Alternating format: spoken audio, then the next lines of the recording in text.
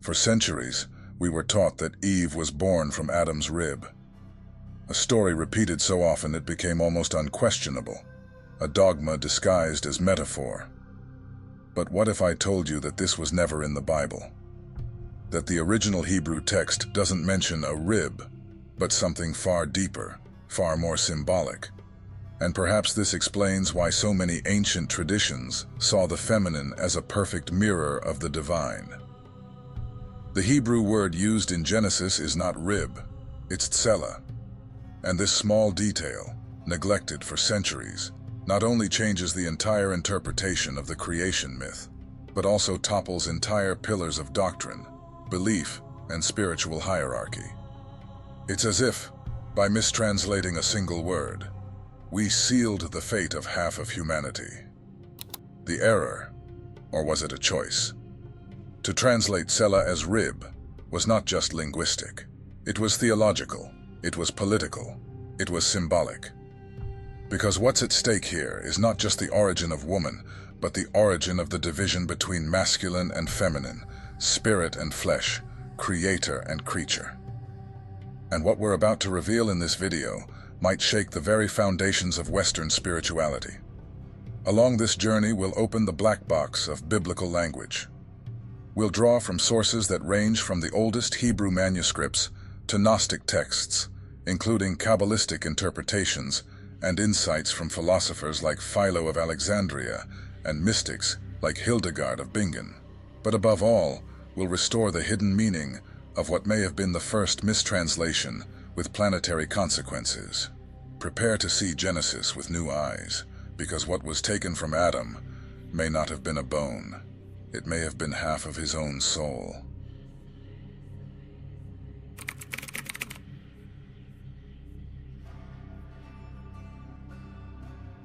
In the underground chambers of language, there are words that act as keys. Words that seem simple, but when misinterpreted, build entire worlds on fragile foundations. Tsela is one of those words. In the book of Genesis, chapter 2, verse 21, the traditional narrative presents us with an image too familiar to question. God causes a deep sleep to fall upon Adam, takes one of his ribs, and transforms it into a woman. This scene, repeated, dramatized, and canonized for centuries, has shaped not only the religious imagination of the West, but also the symbolic structure of the relationship between masculine and feminine for much of humanity. But in the original Hebrew there is no rib, no bone. There is Tsela, and understanding what this word truly means is like finding a crack in an ancient wall, an opening through which we can glimpse a story completely different from the one we've been told. The root of the word Tsela appears over 40 times in the Torah, with a surprisingly consistent usage, never as a rib. In texts describing sacred constructions, like the tabernacle and Solomon's temple, Tsela is used to refer to structural sides, the sides of the ark, walls, or staircases. A good example is Exodus 26, where the word describes the side panels of the sanctuary. In none of these cases did translators choose rib, only in Genesis 2. Why? That question has haunted scholars, linguists, and theologians for centuries, and the answer lies not just in grammar, but in theology, politics, and above all, in the symbolism that underpins patriarchal structures of the Western world. Translating Tsela as rib is more than a technical error. It is a symbolic mutilation. Hebraist theologian Klaus Westermann warned that the isolated use of a translation for a polysemic term should always raise hermeneutic suspicion. In other words, when a word like Tsela is translated radically differently in only one place in the Bible, and precisely in the most sensitive passage in terms of gender and spiritual hierarchy, something more than grammar is at play. If we go back to the context in which the Septuagint was translated, the 3rd century BCE, we find a Hellenized society that already viewed the feminine with ontological suspicion. Plato, though he spoke of the soul as androgynous, placed the masculine as the seat of reason, and the feminine as the domain of desire and illusion. Aristotle was more direct. For him, woman was an incomplete man. In this atmosphere, the translators of the Septuagint, encountering the word Tsela, chose plevra, a Greek term that can mean both side and rib. An ambiguous choice that, when later translated into Latin in St. Jerome's Vulgate, became costa, the bone, the lesser, the fragment. And thus, Eve ceased to be the other face of the human being and became a piece, an accessory, a part of man, not his counterpart. Kabbalah, when interpreting Genesis, never understood Tsela as rib. For Kabbalists, it refers to the separation of the two columns of being, the right and the left, the giving and the receiving, the active and the receptive, expressions of spiritual polarity, not anatomy. The Zohar, a foundational text of Jewish mysticism, states that the original being was complete and that God revealed what was already hidden within him. That revelation is not a removal, but a differentiation, and that is crucial. In initiatory traditions, the act of creation is never one of amputation, but of unfolding. Just as the one manifests as two without fragmenting, the original human unfolds into masculine and feminine as expressions of divine polarity in the world. What Genesis suggests, therefore, is not that woman was made from a bone, but that the human being was bifurcated, and that this bifurcation is in itself the beginning of the spiritual journey. The 19th century Rabbi Samson Raphael Hirsch wrote something that anticipates this esoteric interpretation with remarkable precision. The word Tsela refers to one half of a symmetrical structure. Therefore, woman was not made from a lower part of man, but from a side, equal and opposite, to form, together with the other side, a harmonious whole. This harmonious whole is what Kabbalah would call partsufim, configurations of energy that, when balanced, reflect divine light. Eve, therefore, is not a rib. She is the revelation of the sacred symmetry of being. When we read Genesis in this light, it ceases to be a primitive tale about human origins and becomes a coded manual of spiritual cosmology. The first human was not a man, but a complete being. The creation of Eve is the creation of otherness. And what was taken from Adam was not a bone. It was an entire principle. The mistranslation of Tsela disrupts this balance, and in doing so, it turns woman from a mirror into a shadow, from a soul into a rib, from a co-creator into a consequence. And this shift, made in a single line of text, echoed like a seismic wave through the collective unconscious for millennia. The philosopher Jacques Derrida, when speaking of sacred language, said that every translation is also a betrayal. The choice of the word rib betrays not only the original text, but the very spirit of the myth. Perhaps, in finally understanding what Tsela is, we are not merely correcting a translation, we are unearthing a forgotten truth, that before the division, there was unity, and that every true spiritual quest is, at its core, a longing to return to what was never truly separated, only hidden.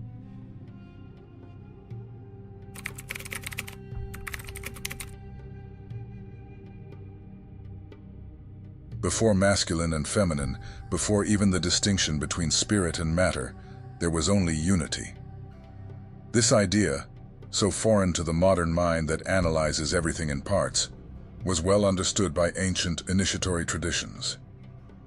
The primordial being, according to these traditions, was neither man nor woman, but a living, pulsating totality that carried within itself all opposites, still undivided. The Bible, when read in Hebrew and through the lens of esoteric tradition, also contains this hidden secret. Genesis 1:27 already gives us clues. And God created Adam in his image. In the image of God he created them. Male and female He created them. This verse is often ignored or rationalized superficially. But what it truly states is that the human being was created in the image of God, not as man nor as woman, but as both, or better yet, as neither in isolation. The image of God is fullness, not polarity. The word used here for human being is ha-Adam, which, contrary to popular belief, does not mean Adam as a masculine name, but the being of the earth, from the Hebrew Adama, fertile soil. It is a term that designates an archetype, not an individual, a state of being, not a biography. And this ha-Adam was created with two powers within, giving and receiving, solar and lunar, active and receptive, a living manifestation of the one and two principle, simultaneously. Later in Genesis chapter 2, we encounter the famous episode of the deep sleep, in which God separates this androgynous being into two distinct aspects. It is in this moment that the feminine emerges, or rather becomes visible. But as we saw in the previous chapter, this separation does not occur from a rib, but from a side, Tsela, revealing that the original human possessed within a hidden side, which was brought to light. This concept of primordial androgyny is not exclusive to the Judeo-Christian tradition. In ancient Greece, Plato described in the Symposium the myth of the androgynes, spherical, complete beings, with 4 arms, 4 legs, 2 faces looking in opposite directions. So powerful that the gods, fearing their strength, decided to cut them in half.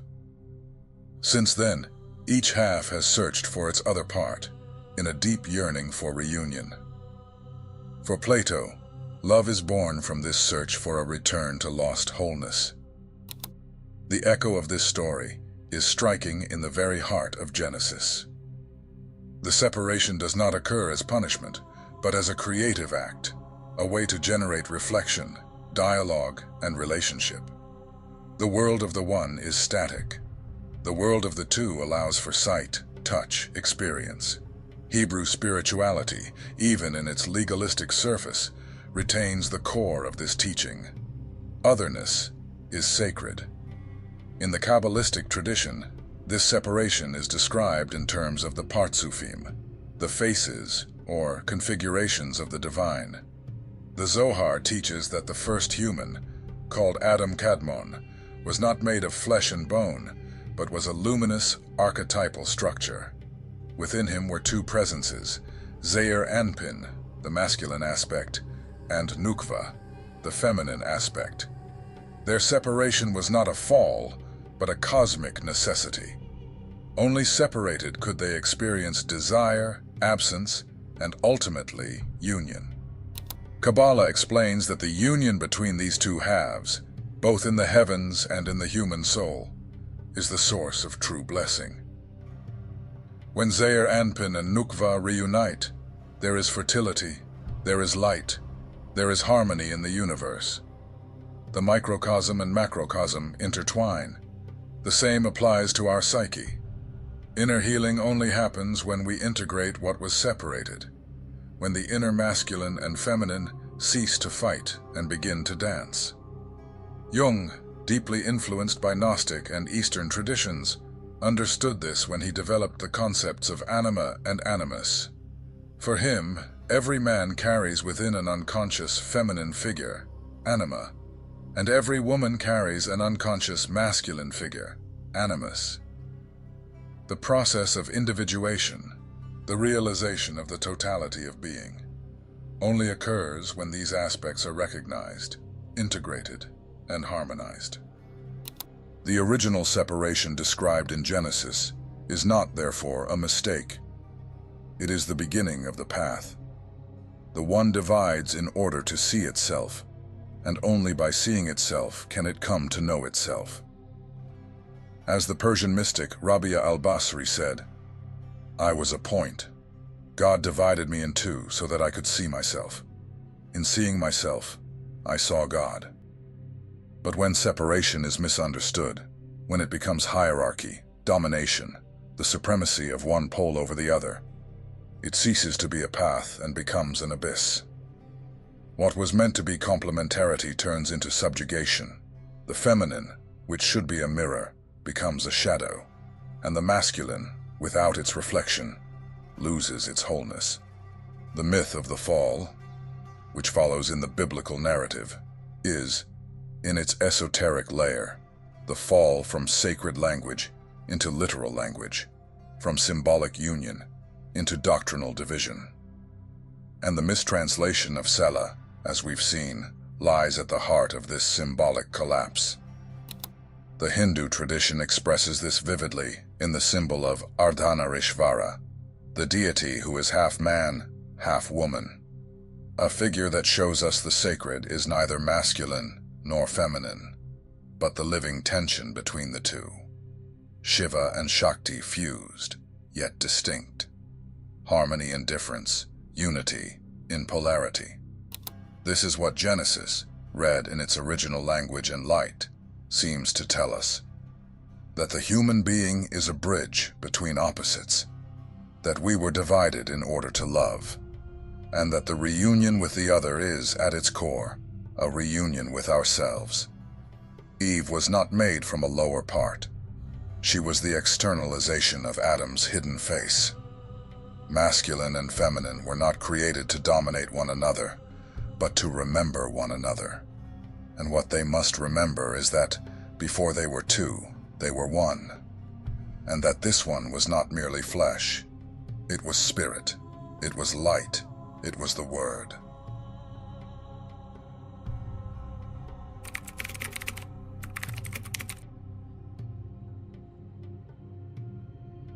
When the Hebrew text says that God built the woman from the Tsela, the verb used is quite curious. Vayiven, derived from the root bnh, which literally means to build, to construct, to architect. This word is rarely used for the creation of human beings. It is, however, used for the building of altars, temples, cities. With Eve, the Bible uses the verb of architecture, not the verb of sculpture, as with Adam. This alone reveals something subtle. Eve was not molded, she was constructed. This linguistic choice indicates planning, intention, structure. Eve is not created as a fix for Adam's loneliness, as is often suggested. She is a divine architectural work, as if the feminine presence were the external form of a mystery that had, until then, remained internal. Adam was the vessel, Eve, the revelation. In the original text, Eve is called Chava, Hava, a name that comes from the Hebrew root chaya, which means life. The text says that Adam named her this for being the mother of all living. But the name Chava is also connected to an ancient Aramaic term meaning to manifest, to declare, to reveal. In other words, Eve is the one who gives life, but also the one who gives form to what was previously hidden. This idea echoes powerfully in the Kabbalistic tradition. According to the Zohar, Eve is the revealed aspect of Adam's soul, not a companion in the earthly sense, but the visible expression of the invisible, the external face of divine interiority. The feminine, in this understanding, is what gives body to spirit, form to breath, flesh to light. Rabbi Moshe Cordovero, one of the great figures of 16th century Kabbalah, wrote that the feminine is the vessel that contains the light, not because it is inferior, but because it is necessary. Without form, light disperses. Without a container, creation dissolves. Eve represents this sacred containment. She is the envelope of revelation. That is why the feminine, in mystical traditions, has always been associated with the concept of Shekinah, the immanent divine presence. Shekinah is not just an attribute of God. She is God's very presence in the world, what descends from celestial abstraction and touches concrete reality. Eve, in this sense, is Shekinah personified, divine presence made flesh. In the esoteric symbolism of Genesis, Eve is not merely the first woman. She is the first incarnation of a universal principle, the visibility of the sacred. And this is precisely why, in so many cultures, the feminine is surrounded by veils, myths, and prohibitions. What is hidden is what shines the brightest, and what most threatens structures of control.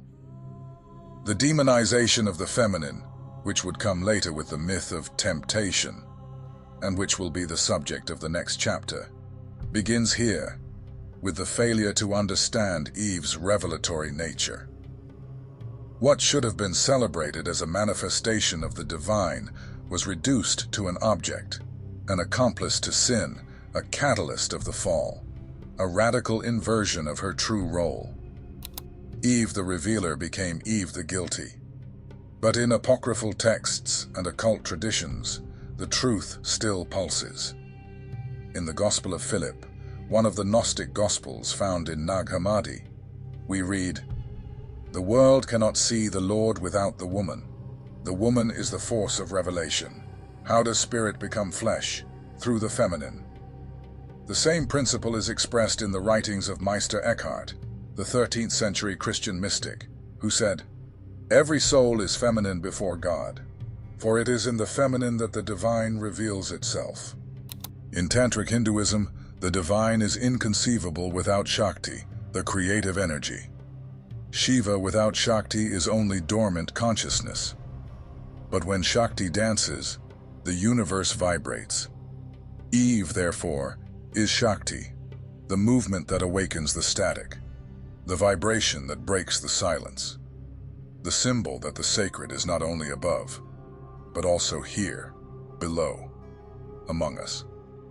This truth was also preserved in the figure of Sophia, the divine wisdom of Gnostic texts. She is described as the one who fell from the higher world in an attempt to give form to light. Her fall is not punishment, but the consequence of revelation, and her redemption is the return to what she always was. Eve is, at her core, the Hebrew Sophia, the face of the divine that dares to leave unity to become visible. And that is why she is life, because what lives is what manifests, what breathes, what moves. In depth psychology, Jung and his disciple Tony Wolff described the archetype of the feminine not only as mother or lover, but as mediator of mystery. Woman, in her symbolic dimension, is the pathway through which the unconscious becomes conscious. Eve, then, is not a character. She is a channel, a bridge between the invisible and the world. And all of this was erased with a breath, a line, a mistranslation. By turning Chava, the revealer of life, into the accomplice of error, we disfigured one of the most beautiful myths of revelation. But the symbol remains. Hidden, yes, but still shining. Because what Eve reveals is not just woman. It is the soul of the world, the face of God looking back at us from the other side of the mirror.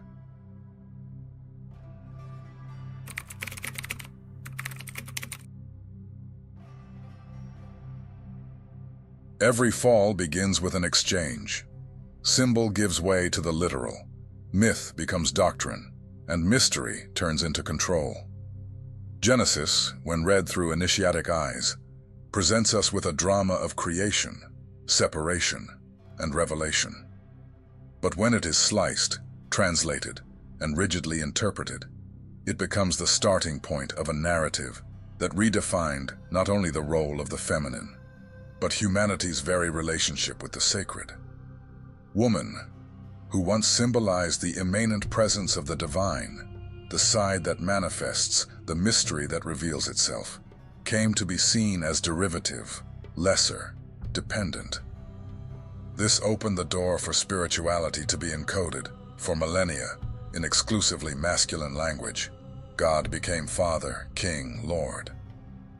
The maternal figure, so present in archaic mythologies like Isis, Inanna, Shakti, Demeter, was erased, pushed into the background, or transformed into a symbol of sin. In Genesis, Eve is life. But in the Christian imagination, she becomes the gateway to sin. This shift, not explicitly present in the Hebrew text, was crystallized by theologians like Tertullian and Augustine, who saw in woman not just the one responsible for the fall of man, but a symbol of the flesh, of temptation, of spiritual weakness. Tertullian in the 3rd century wrote, "You, woman, are the devil's gateway. You are the one who broke the seal of the forbidden tree. You are the first deserter of the divine law." This rhetoric was not merely misogynistic. It was an attempt to reorganize the axis of the sacred.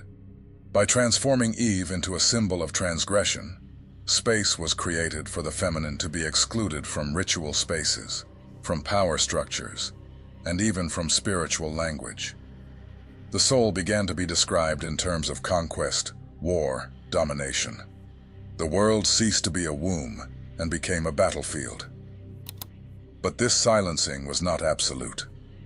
In the underground chambers of history, a secret tradition endured, one that continued to see the feminine as an essential spiritual principle. Kabbalah maintained the figure of Shekinah, the feminine presence of God, as central. In Christian esotericism, Rosicrucians, alchemists, and medieval mystics sought to restore the lost balance between Sophia and Christ, between spirit and matter, between heaven and earth. And in the East, traditions like Tantra, alchemical Taoism, and Vajrayana Buddhism preserved the sacredness of the union between polarities. For these traditions, the world is not a mistake, it is a dance. The fall is not a curse, but an opportunity for reunion. Sin is merely forgetfulness of origin, of unity, of the other side of the mirror. What the esoteric tradition has always known, and what the modern world is slowly beginning to rediscover, is that the imbalance between masculine and feminine principles is not merely social or cultural, it is spiritual. When one is exalted and the other denied, the human soul fragments. Spirituality becomes dogma. Language turns into a tool of power rather than revelation. The fall, therefore, is not just in Eve eating the fruit. It is in our inability to read the myth as symbol. It is in our rush to blame instead of contemplate, in translating too much and understanding too little. Jung called this the loss of symbolic function. When a symbol is reduced to a moralistic formula, it dies, and with it dies part of our capacity to integrate the unconscious, to build bridges between opposites, to find meaning in chaos. The redemption of the world, he said, begins with the redemption of forgotten symbols. And perhaps that is why we are now, collectively, awakening. Revisiting myths, questioning translations, rediscovering what was buried, not by accident, but by strategy. The sacred feminine, whether in Eve, in Isis, in Sophia, or in Mary, never disappeared. It only hid itself, as the Shekinah hides in the exiles of the soul. Restoration will not come through the denial of the masculine, but through reconciliation. Because what was separated must be reunited. The hidden side must become visible. The word must return to being symbol. Language must heal what it once wounded. The true rib of Adam was not a bone. It was a mystery, a symbol of what lies on the other side of ourselves. And what Genesis reveals, in its subtleties and in the words that were barely translated, is that the soul has no gender, but it needs two poles to exist, and consciousness to bloom. When Eve was called life, the name was more than fitting, because in her, divine language touched the world, and through her, we can still remember what we were before the fall. One being, whole, mirrored, and alive. If you enjoyed this video, subscribe to the channel and leave a comment with your thoughts. Thank you for watching.